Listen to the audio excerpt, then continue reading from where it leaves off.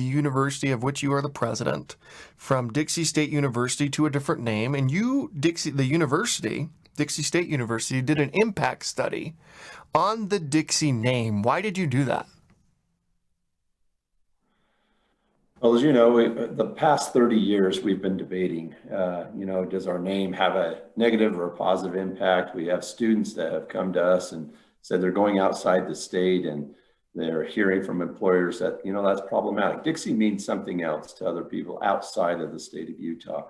And so as we were looking at whether or not this has an impact, we really needed to study, is there a true impact? We had, anecdotal evidence, but we really needed to study to look at whether or not this has an impact. We needed to know what our students that we're recruiting outside of St. George, outside of the state of Utah, what they felt. We needed to know whether or not that employers were going to employ our students after they're done. We also needed to know that if we told the Dixie story, the word Dixie in St. George is pioneering and grit and sacrifice, and it's an endeared term. However, we don't know what the outside world feels about that term. So we conducted the study to find those things out. Does it have a negative impact on our students? If we were to tell the story, could we keep the name? Is it affecting the students in employment? And so we really couldn't do a popularity contest anymore. Before, we always just say, do you like the Dixie name or not? Well, that doesn't tell you anything. That doesn't tell you the impact. So we really needed to know, is there an impact of the word Dixie on our name and on our students? And what were the findings of the study? Well, we found that the first, we wanted to know, how do people define Dixie? We know right in our neck of the woods, Dixie is that pioneering grit and sacrifice. However, 1/3 of those in St. George believe it means the South and Confederacy. Even a larger portion in northern Utah, and then 64% outside of Utah. Then we wanted to know, does it impact the jobs? And 22% of our recent alumni from 2010 to now all said that an employer expressed concern with them having gone to a university with the name Dixie. We also learned that future sponsors, grant givers, funders, different things would also have some concern tying themselves to the name Dixie. We also looked at faculty recruitment. We found that faculty, and we need to add a lot of faculty because we're growing, we're one of the fastest growing in the state, that they too are concerned that they have the word Dixie on their resume and what that does. And so we know that it has a negative effect. We know that it's affecting our students, and we just can't, as a state institution, we just can't move forward with a name that's going to impede our students from the minute that they step on our campus. Well, and as you think about, like, I'm down in St. George a lot, and the tech community down in St. George is unbelievable. And the future of St. George's tech community and Southern Utah's tech community is bright. It feels like Lehigh 5 years ago right now in Southern Utah. Right. And the number of entrepreneurs who are incredible, building incredible companies is amazing. The already established, really great companies is amazing. And there's a perception problem. What I hear is there's a perception problem from this community around the name Dixie that hurts with recruiting not just students or graduates or that type of thing into the companies, but it affects recruiting of talent for these companies to come to Southern Utah. And to be a part of the community that is building there. I can't imagine what it would be like if Utah Valley University was called that and how it would affect recruiting up here in Utah County or BYU or University of Utah. And so as you think about the perception, it seems like that's a really, really, really important point from the business community standpoint, at least from what I've heard. Yeah, we've heard that too, and that's one of our major concerns. Any university in a city is the main economic driver. And so as new businesses have come in, we are the first to embrace the St. George Economic Development Group. They bring companies that are thinking about coming to St. George. They come to our campus. They want to know, where's the talent coming from? And the first thing that they say is, well, it's coming from Dixie State University. And I said, Dixie State University in St. George, why is it called that? And there is an immediate response from those that are outside of Utah that are coming in that are saying that's problematic. Yeah, every time I'm down there, we've had this conversation about Dixie State University as a startup and tech community down in St. George in southern Utah for 5 years. It's this problem wasn't unforeseeable, and kind of the impact from a perception standpoint, at least, is pretty obvious. But I want to talk about the future for a quick second. You have a new polytechnic focus. And I was wondering maybe you could explain what that means for the school, what that means for the state, and what it means for the whole region down there. Well, when we became a university in 2013, we started a robust strategic plan in 2014. As you know, going from a junior college to a state college, we had few programs. And so we really wanted to wrap our head around what is it we want to be when we grow up. And at that time, we really wanted to see what the workforce needs were for Washington County, for the state, and for that region. As we started talking to future employers, current employers, to the legislators, to those that were really building Washington County, it came clear that there was a focus in the area of STEM, healthcare, and business, that this is kind of the niche. If you look at the projections for St. George in the next 50 years, it should grow up to 500,000 people. So this university is going to be key for that community to grow up.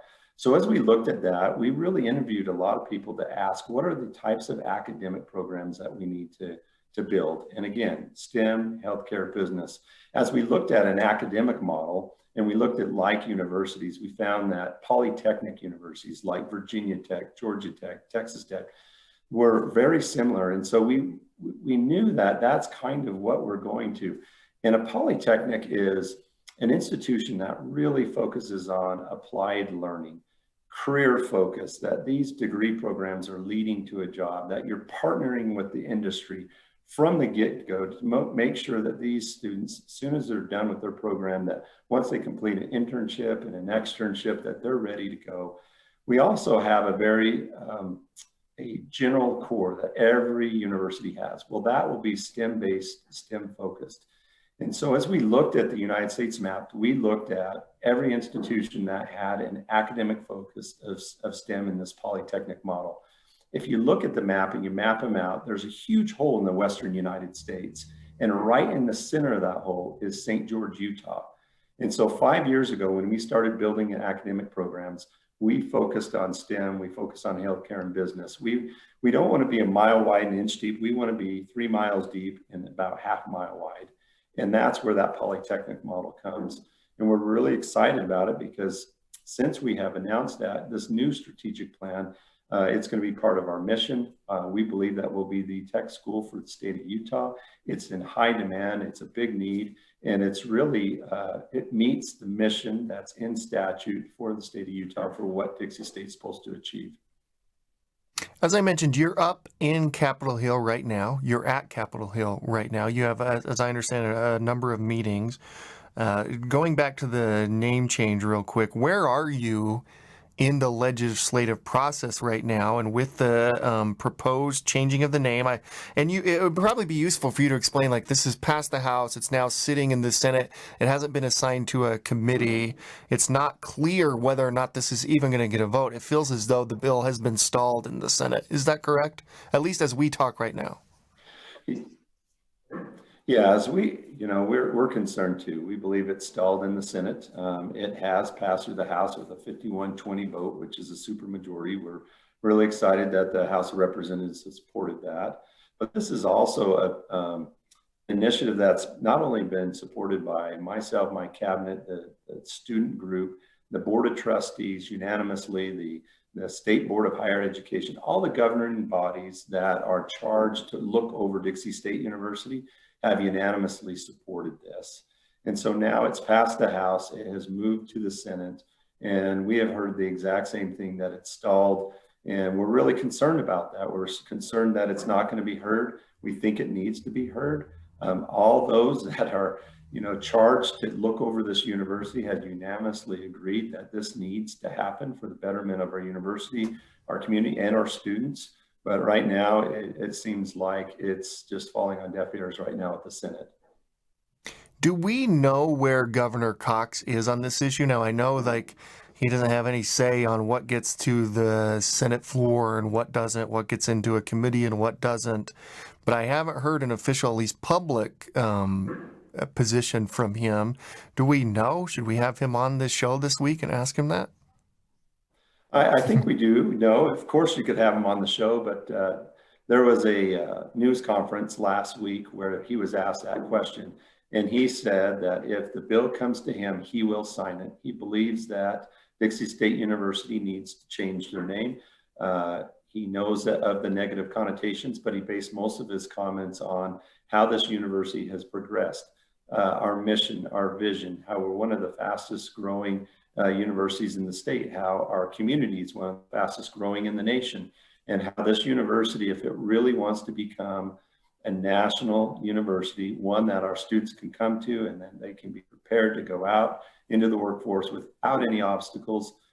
He basically said that the name needs to change and he's prepared to sign that bill. What are the economic impacts of this decision? Well, I think they're great. I think, as I mentioned before, as companies have come to me, as we're trying to entice tech companies, Washington County has really embraced this tech concept. And as they come, they shy away because they hear a university with Dixie State University doesn't have the gravitas of a university that's producing students that can really contribute to their workforce. Now, we're preparing the students, we're placing them, but this is about the future and what we need to look like. And so the economic impact is really huge. And in fact, if you look at Dixie State University, we have to accommodate the workforce for a future population of 500,000. And we're going to have to attract students from all over the United States. It was Governor Herbert a few years ago that said, you know, we don't have enough students in the state of Utah to meet the workforce demands. And so we're going to have to recruit outside, entice them to come study here, and then they'll naturally fall in love with the state of Utah and then they'll stay here. But with a name like Dixie State University, we're not going to be able to attract that study that we talked about before. 41% of those that are outside the state are saying, no go, that name is not going to allow us to want to come study there. And so the economic impact is significant. Yeah, it feels like way too big of a number. Well, President Williams, I know you have a number of meetings. You're up on Capitol Hill right now to meet with senators and various leadership, so I'll let you go. But we'll bring you back on this week if we have to. I know this session's wrapping up, but we want to make sure that this at least, it makes a lot of sense to us that at least gets a vote on the floor of the Senate. Yeah, and that's all we're looking for. We appreciate it. Thanks for having us on the show. Thanks so much, President Williams. Have a good one.